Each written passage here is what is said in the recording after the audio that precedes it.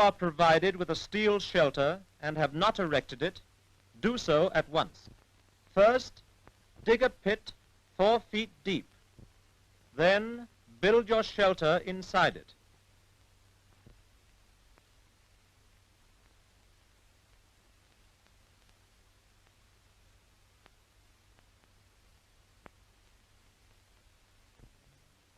Avoid panic buying.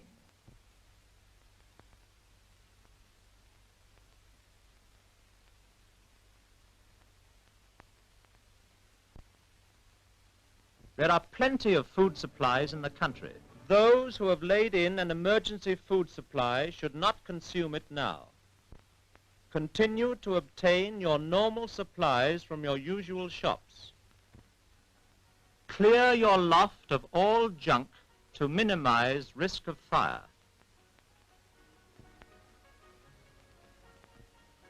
Have buckets of water and sand on every landing.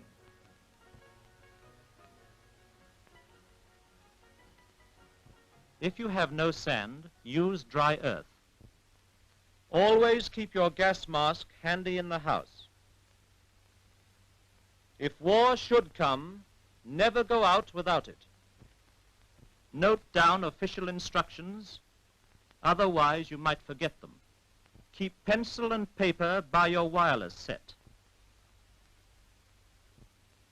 Do not use the telephone except for very short, urgent messages. I'm sorry, the number's still engaged. Stop Tweed. No, not Tweed, darling. Think of my line. I'm so sorry, but the number's still engaged. You may be causing delay to vital calls. Everyone should carry an identity label with name and address clearly written.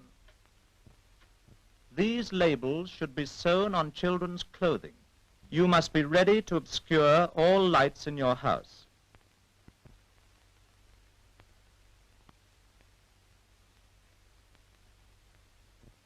And to extinguish all lighted street signs.